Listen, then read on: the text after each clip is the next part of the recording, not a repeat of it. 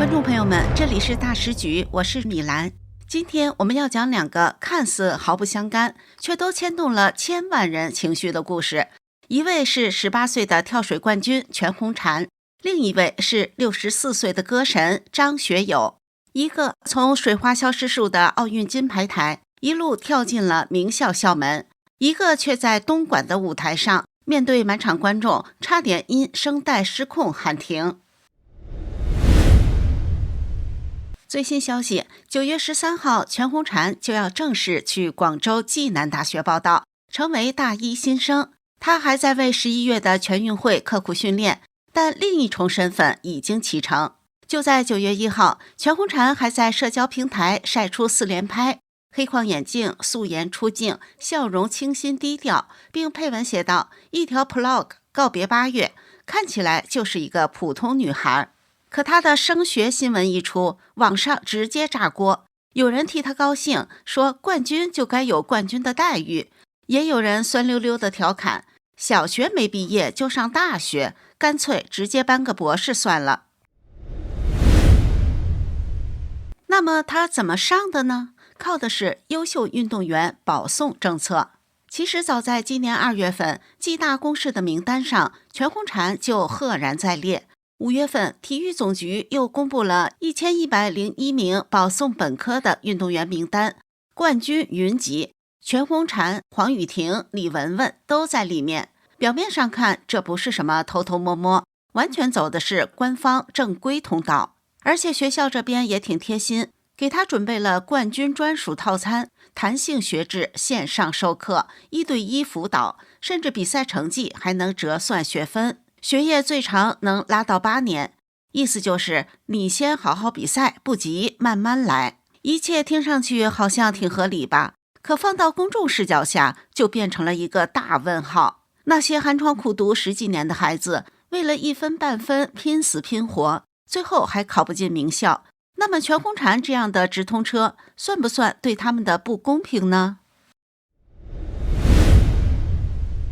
其实这已经不是他第一次陷入争议。就在上半年，他还因为连续退赛成了焦点。春天的全国跳水锦标赛，他原本随队到了武汉，却临开赛退赛，理由是旧伤复发。7月份的新加坡世锦赛，参赛名单一出来，还是没他。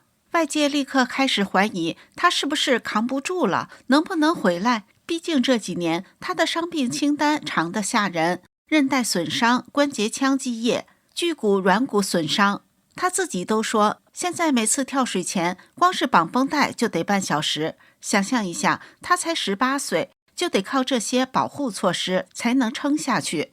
更麻烦的是，他身体也在变。东京奥运之后，他长高了7厘米，体重长了8公斤。青春期的正常变化，却可能是跳水选手的大敌，因为重心一改，空中控制就不稳了，动作难度也容易失误。再加上陈芋汐的崛起，竞争更激烈，这让很多人开始猜测，他会不会被慢慢边缘化。说到这里，你可能发现了，全红婵的故事不只是他个人的起伏，而是中国举国体制下的一个缩影。他出生在广东湛江的一个普通农村，家境清贫。7岁那年，因为妈妈车祸住院，家里拿不出医药费，他被送进了湛江体校。从此以后，就是没完没了的训练。想象一个小女孩站在相当于3层楼高的10米台上，动作不到位，就会啪的一声摔在水面上，疼得怀疑人生。摔坏脊椎、震破耳膜，对她来说是家常便饭。冬天水冷的刺骨，他跳得全身发抖；夏天烈日暴晒，他被晒成小烤鸡，日复一日7、8个小时，就这么熬过来，最后在东京奥运一战成名。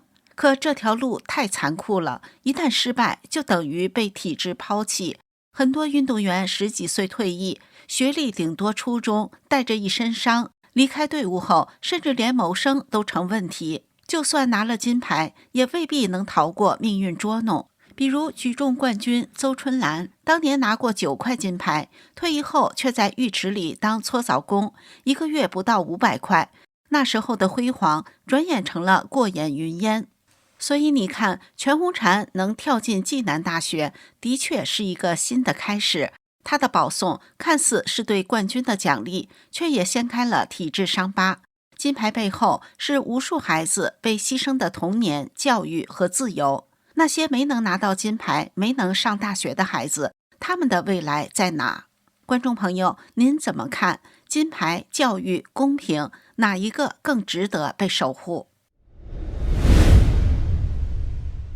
讲完全红婵，我们再把视线转向歌坛上的传奇，那位用歌声陪伴几代人成长的香港歌星张学友。在刚刚结束的东莞张学友60+巡回演唱会最后场，上演了一场让人揪心又感动的情绪狂飙。歌神张学友唱到一半，突然在台上丢下一句震撼弹：我控制不了我的声带，建议终止今晚的演出。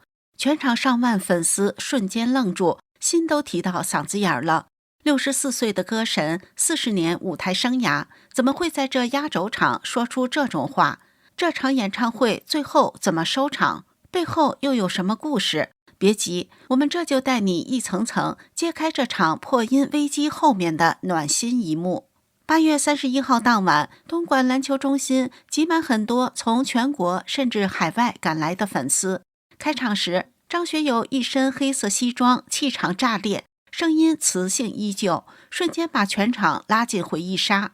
可中段时，问题来了，高音破了。粉丝心疼归心疼，还是拼命鼓掌，想给他打气。可学友停下来，脸色沉重，语气满是自责。我做了40年，无论如何都要100%掌控演唱会，但这次我真的做不到，我过不了自己那关。他说，这次歌单难度高，本想挑战极限，却没能完成。对不起20多位舞者、乐队老师和满场观众。他哽咽道，我真的很讨厌取消演出。上次取消不关我的事，但这次我真的很想唱，偏偏唱不了。学友站在台上还自嘲，我声音沙哑，唱不上高音，但跳舞还行，甚至可以劈开一字马。说着，他当场劈了个完美一字马，逗得全场爆笑又爆掌声。粉丝大喊，学友，我们爱你。他接着问，不如这样，我继续唱，唱到我唱不下去为止，好吗？台下欢呼声如海浪涌来，接着他稍作调整后，就继续投入演唱会，卖力唱完全场。这场破音背后其实有个暖心的故事。